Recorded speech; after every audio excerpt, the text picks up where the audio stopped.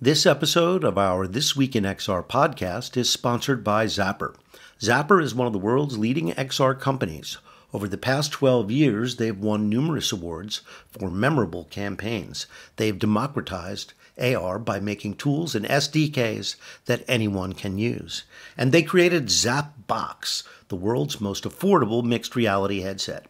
Most recently, Zapper worked with Unilever to create an enhanced QR code called Accessible QR, which enables packaged goods to speak to the blind and partially sighted. If you're thinking XR, give the team at Zapper a call or visit zapper.com to see how they can help you on your XR journey. Good morning, everybody. I'm Charlie Fink with Ted Schilowitz and Roni Abovitz for This Week in XR. It's Friday, April 19th, 2024. Good morning, guys. Marking time. I love that we have to announce the date every week. It's like, here we are. It's the end of April, 2024. I know. We're still at it. We're just about to crest show 195 as we hurtle toward the best conference in the world, Augmented World Expo.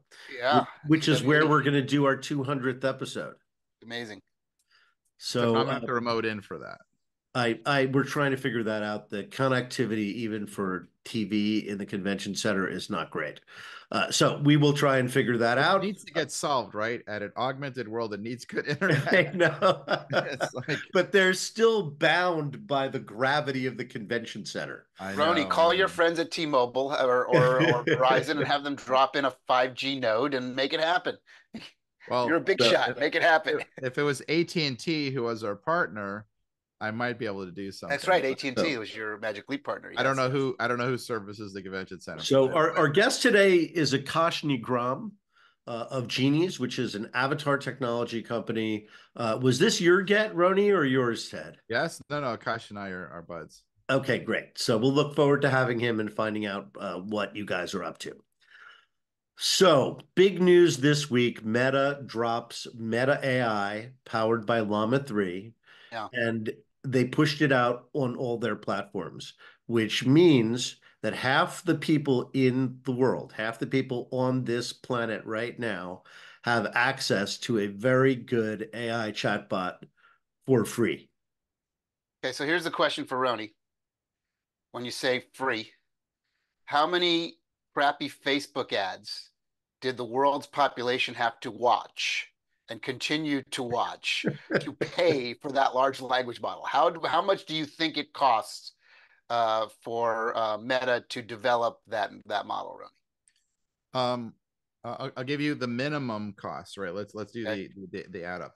Number one, a good part of the acquisition of WhatsApp, which was about 19 billion, was 20 billion feeder into a variety of then Facebook, now Meta AI projects, right? So at least, some portion of that 19 billion went there. If you're going to be somewhat conservative, add another 10 to 15 billion, probably more, 20, 30 billion of like Facebook and Meta AI research and acquisitions and work and computing. You're probably going to circle the 40, $50 billion level. So nothing is free. They did not get this for free. Yep. And therefore you're not getting it for free. But when you're not paying cash currency, you don't understand the transaction, you still need to realize there's a transaction going on. So the question is, what you're paying with your attention. Well, more than your attention. Your data. There's your attention, there's your data, and there's your know-how. And there's like your soul, like your essence. How much of that are you going to be paying for? And your screen time and your choices. Yeah. There's a lot. So I think people fail to realize, like, free. Hopefully every one of our listeners realizes free does not mean free. It's not altruistic. So be aware of what you're paying. I would rather actually just that hasn't stopped people yet. No, because I think people don't think. I think thoughtfulness about what's going on, actually thinking through the next step, is not in our human condition for a lot of people. And by the way, this attention span reduction that things like TikTok have done and Instagram have done has actually served this idea that by not thinking in long steps, by thinking in tiny steps, you're creating a population that doesn't think about the next step and therefore are more easy to manipulate. It's like the next thing, the next dopamine hit. This it's is a also really another. weird discussion topic, but it's like we can go there deep or we can go Well, there it's not. also another layer in the ethics discussion, right? So you're saying somewhere between 40 to 50 billion dollars executed on this quote unquote need in big quotes.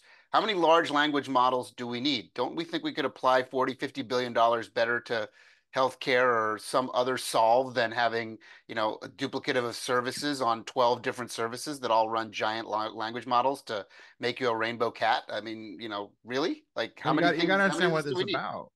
It's not about helping people. It's about if you have a dominant AI platform, your ability to become, let's say you're $1 trillion company today, entering the 5, 10, 20 Yeah, trillion that's the dollar only way you can market do it. cap zone. It's one of the levers. It's one of the, because what you're doing is you are reallocating the global economy away from something else to you. So it's And just one of a the it's ways, just a this is the way version of of reallocating. it's just a version of playing Masters of the Universe, basically, is what we're talking about. I Oh, just think it'd be totally. nice to find other more altruistic ways to dedicate those funds. That's all my Could I point. diatribe for 1 minute? So I gave a keynote talk yesterday at Emerge Miami. It's like one of Miami's big tech conferences, like the South by Southwest of Miami. And we basically talked about my favorite subject, which is computational autocracy versus computational democracy. This is an example, what these guys are rolling out at Meta. This is a computational autocracy system. Yeah. Now, the fact that it's available to many people, don't confuse that with democracy. Centrally controlled mega AIs are not democratic. They're not purposely built to help you and be yours and be with you. They're actually designed to enable whoever's providing it you to grow much bigger and get something from you. Yeah. In a transaction that's not very obvious to people who have like micro attention disorder. Right. So it's it. something to be aware of. As powerful as they're amazing, but it's like dark magic versus like, Jedi good powers. Like I feel like AI is entering a zone where things are going to truly feel like magic. The question is, what side of the line are you on? And I think most people might be engaging in, like, let's say, not so altruistic forms of AI magic. I agree. Good way to put it. There are two Clearly things one of about my this. favorite topics this year. Two things about this that I think are exciting. So, first of all, I do think it's exciting to bring AI to the 4 billion people who don't otherwise have access to it without a charge.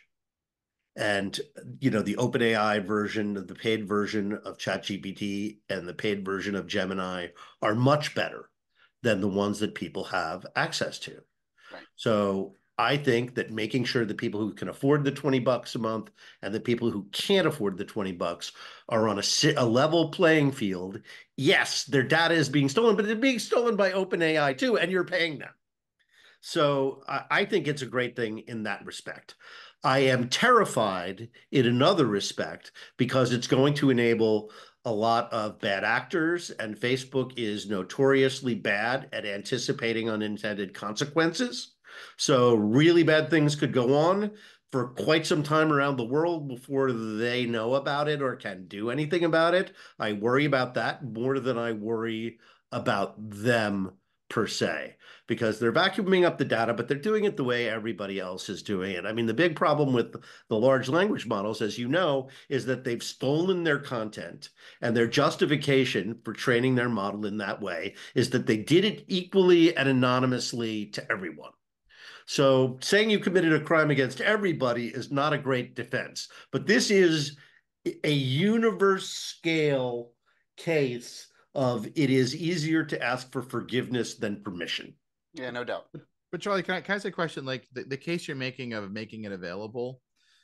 Let's say I make a drug available to everybody, not a drug that's going to help you, but an addictive drug. Everyone can get this addictive, like you mean kind of like coffee? worse than coffee. Coffee that crawls around your house and is as addictive as morphine or some kind of horrible like crack. Yeah, you mean kind of like coffee. and then roots around in your bills and also takes your skill set away from you. Like, yeah, you mean kind of like coffee. But Charlie, remember what Philip Rosedale said on this show several years ago, Ted? Yeah. We are all going to spend the rest of our lives online entertaining each other. Yes, exactly. Here Charlie, we are doing that very thing. Let me throw a counterpoint at you. Why aren't governments giving what you just described to people? What I mean by that is like basic AIs that are part of your taxes, like a utility that are they're not there to harvest you. They're there to actually because people trust Facebook and OpenAI more than they trust the government. Trust the government. Yeah. Which is, I mean, insane on the face of it, because the government is not a for-profit entity. Yeah. I think. Sort of. I think. All right, next topic. Adobe announces a huge AI upgrade to Premiere. So now we're in our world, Ted. And all my students use Adobe. The Adobe suite is baked into the Chapman internet, or it's all part of their service. So, I mean, I don't know how many people have access to it. Billions of people have access to it, I guess. And anybody can buy a subscription. I don't think it's that much from Adobe. So now with Adobe Premiere, they have integrated not just basic image generation, but you can now do in-painting and remove and replace things that you don't want in your image. In the most rudimentary case, let's say a light stand or a microphone. The big news, of course, is that they're integrating Sora. So it's the first commercial use of Sora. It's limited to B-roll. I don't know how long it can be. Probably not long, because the compute to do the things that are several minutes long that we see is not something I think they can afford to roll out to the world. But some B-roll capacity to Premiere makes perfect sense. They're also allowing scene extension, so you can add frames to the beginning and the end of a shot, which is going to be a little thing to most people, but if you're a film editor, you're going to thank them over and over again because it's going to help you make better edits. Well, what's so interesting about all the different features and that thing that you mentioned that you think is kind of a little thing, if you've ever and like anybody that's listening to this that's ever worked in anything that was cut on an NLE, and you were just, God, I wish I had 6 more frames of this before they move the camera. I just wish they had another couple of frames on each side of the person just relaxing and reacting before I did my cutaway. And you would just massage and work edits for hours to try and figure that out. The idea that you can just easily, without much effort at all, extend a few frames on each side of that edit is actually a remarkable thing. It may be one of the most valuable little tools that this comes from. The Sora thing is, of course, awesome. And yes, you'll never have to go shoot drone footage again. You'll just type in, I need a windy beach aerial, and boom, there it is. By the way, can we give kudos to Adobe for rapidly adopting and integrating AI inside their system? I mean, it's a really amazing case study of a legacy company that is not falling down, that is like really being on top of things and integrating and leveraging things that could be really competitive to them, and instead they make it a tool inside. Super smart. Well, if you think about like the heritage and long-standing approach of Adobe, they're a compute-first company, right? They're the guys behind Photoshop, right? They're the guys that understood that computers will do all of these things.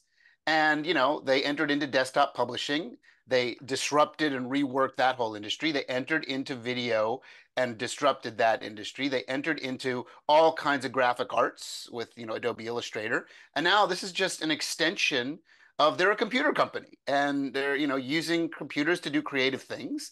And it makes total sense to me and a lot of users out there that this is a very smart use case for all things AI. Again, we don't know that much about Sora yet, but they have been very cautious about the intellectual property issues. They have an AI called Firefly, which is integrated into different programs. It's unfortunately not that good compared to DALL-E and Midjourney and other image for that very reason, platforms. Because they're doing their best, right? Yeah, because it's based on 23 million images from Getty. Right. But that goes to show you how much data you need to make a really great image generator. And by the way, MetaAI powered by Llama, fantastic image generation. Yeah. Really good. And you can add motion to it, so you don't need to take it into another platform. It does it all right there. I know that Runway and others do that, but the results are better when you use multiple sources if you're working on your own.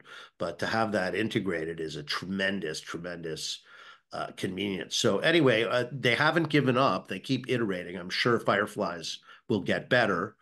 It'll be interesting to see what trick they use if they're going to continue with their disciplined approach to AI and using AI ethically. Well, that actually is the value trick, is that you take your assets from your studio, qualified, cleared, rights paid for assets, and allow it to train and work on those. So if you're working on a specific project, it has its guardrails and its limitations built in. That is the hope of what Firefly will bring to the creative world, as compared to OpenAI or Llama or the other sort of much larger kind of scoop it all up and see what comes out of it kind of thing.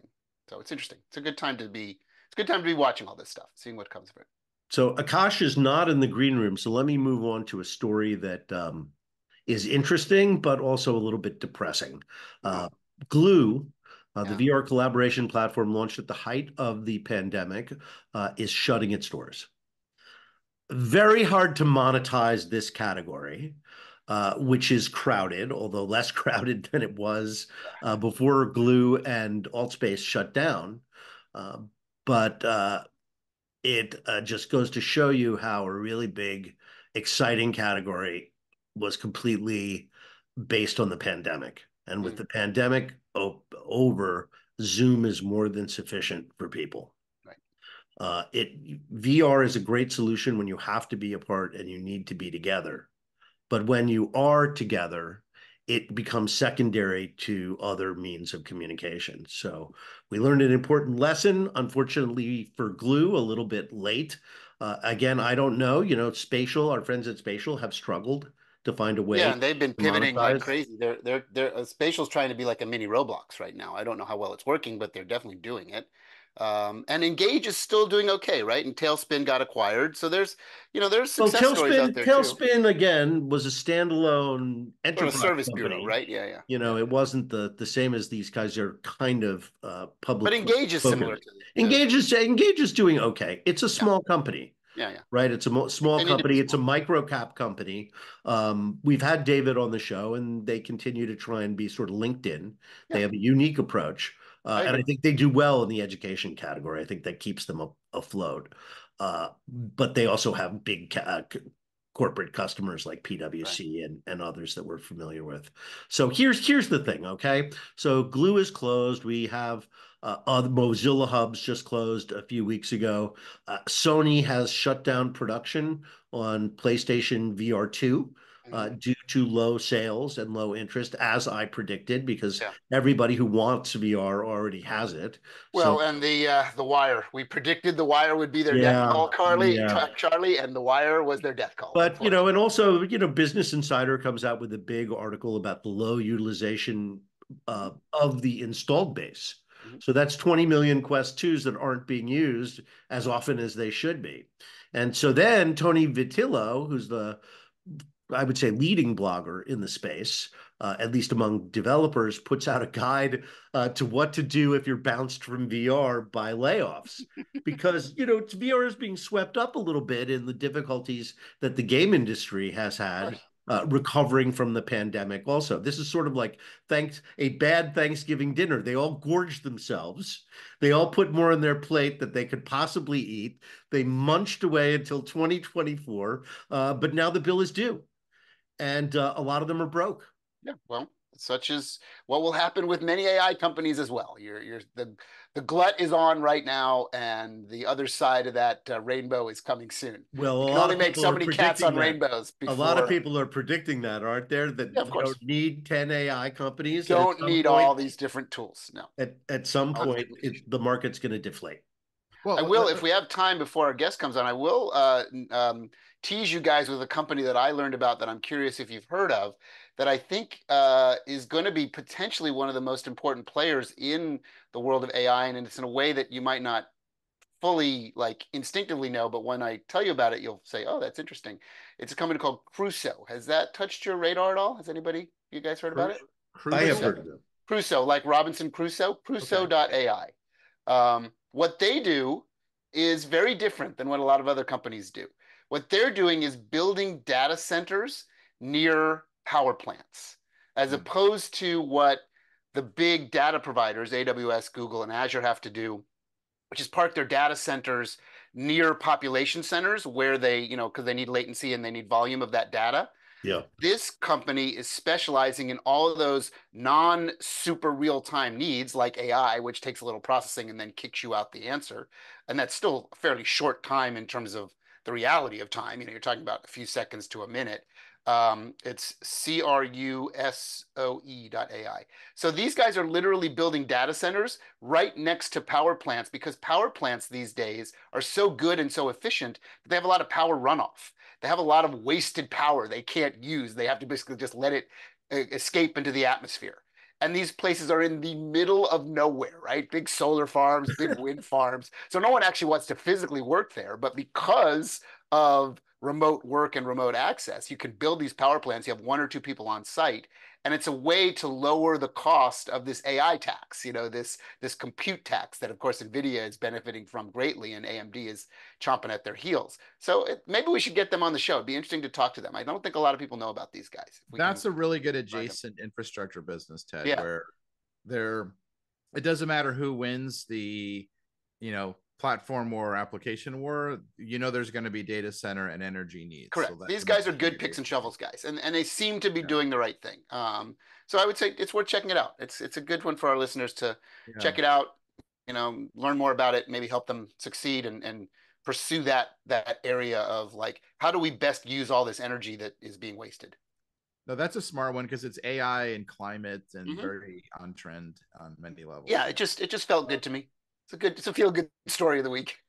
So Smart here's move. another good feel good story. Gabe Yeah. Newell, our friend, co-founder of Steam, and I think a billionaire, started a AI brain computer face interface company, BCI company Yeah. called Starfish, and they're clearly a competitor to Elon's Neuralink. thing, right? Yeah. Yeah, because they also use minimally invasive, but still, bio implants to treat mental health disorders and help people communicate. The Neuralink just demonstrated a paraplegic guy who can play chess using his thoughts. So that's a life Yeah. change for No, I somebody think it's like great to that have and a a exciting second player. development. So we don't know much about Starfish. Have you guys heard of this effort? I've heard of Well, it, but Charlie, it's pretty go quiet. on. Yeah. Sorry, Ted.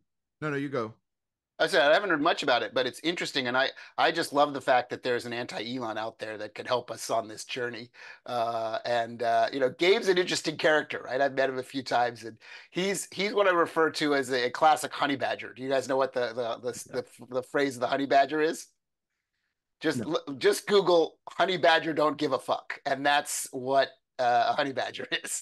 And Gabe is a classic that way. He sort of beats to his own drummer and does not work the way anyone else in our field works, which is why Valve and Steam are Valve and Steam, and they're so interesting in so many ways because their leader, their founder, much like the Steve Jobs sort of DNA of why Apple is because of Steve Jobs. Valve and Steam are Valve and Steam because of Gabe and because of how Gabe thinks and approaches his world. Also a bit like Tim Sweeney, but Tim Sweeney's a bit of a hybrid. Gabe is much more pure. I'm actually really excited to see what Gabe will do with BCI. I think it's going to be really interesting. Well, I think BCI is the new SpaceX. What Hmm. I mean by that is like, okay, you're worth tens of billions. You're going to build rocket ships. The Virgin guy, Jeff Bezos needs to do it. Elon does it. It's like it's trendy to have a rocket ship company. Now it's trendy to have a brain computer interface company. It's the next like Marvel, DC superhero Right. sort of thing that you should be doing Well, because it is Iron Man, right? I mean, they are building Iron Man, so it makes well, sense. Yeah. well, I was at an X Prize event yesterday with Peter Diamandis gave a talk, and it's basically like, how are you going to hook yourself up into the Gen AI system so that your brain is now super powered, right? It's all about creating this like uber superhuman, and now it's like the brain computer interface. You connect it to some kind of like 10,000x mega brain This is literally like the thinking behind it. Yeah, well, there's others. Well, bad sci-fi movie for sure. Speaking of Mega Brain, how is it that between you two guys, we have never gotten Peter Diamandis on this show? Oh, we could easily get Peter on the show. Okay, we'll get on the phone and get Peter on the show. Gabe, okay. Why don't we have Gabe? Have we ever have get on the phone and get Gabe on the show? Gabe is a harder get. Gabe will, like I said, Gabe's a honey badger. If Gabe wants to be on the show, he'll call us. Maybe he's a listener. Can't call Gabe. He'll call us and be like, "I listened to your show. I'm a fan. I want to be on." That's the only way we're getting Gabe. So it's a bit like our Tim Cook South by Southwest thing. Well, here's open call to Gabe. Anybody that knows here Gabe, you go. Here's a get that I got for next week. Yes. Yat Siu, the founder, chairman, and CEO of Animoca Brands. Oh, big one. Yeah, that's a big get. So Animoca Brands, for everybody who does not know, is Sandbox, Kraken, MetaMask, and Ledger, which are all huge and very successful startups. Then they made an unofficial announcement yesterday, or an unofficial, unaudited, I should say, unaudited financials for the company, which claims that it has about $1 billion under management, with a third of it in cash and stable coins, and 400 minority XR investments, which have not been properly valued yet, but suggesting probably another, let's say, half $1 billion of value. Not been properly valued means that they're not making any money, I think is what they're nice way to say that. This is a guy who has really been trying to finance. Yeah, they're scoping and scaling in a big way. I mean, they are a leader in this entire sector in terms of funding and financing this sector into being. So they get a lot of credit. Absolutely. And with crypto booming again, I think a lot of those companies may start to be more relevant. Yeah. Well, we may see yet another. I mean, this is one of those, like, we are not here to give you investment advice, but you may see crypto really boom again because it's drifting down now in preparation for what they call halving. And this happens every 5 or 6 years, where they half they basically double the amount of compute power required to mine the coin. And every time they do this, there is a slight dip pre the half, and then post the half, there's a bull rush on Bitcoin. May happen again, may not happen again. There's no way to know. But Bitcoin was up in the 70s. Now it's back in the 60s, and there's predictions it could sneak up into the 80s post the half. So we'll see what happens.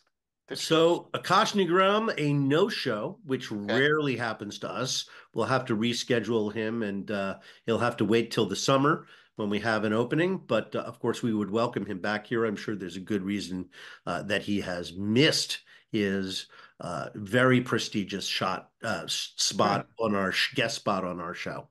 So that's what we I'm doing some stuff helping Akash, that they're Genies is in the midst of like a really interesting burst of activity and interest. So it's very possible that some entities more important than us, which is hard to imagine, may be intervening in his like daily cycle. But it's good. It's all good stuff. And hopefully we will get him back on. Yes. Solid 12 minutes. I think he could have managed it, but okay. All right, everybody. Well, that's our show this week. Thanks for hanging in with us and coming back. And we're looking forward to seeing everybody at AWE. So have a great weekend, and we'll see you next Friday.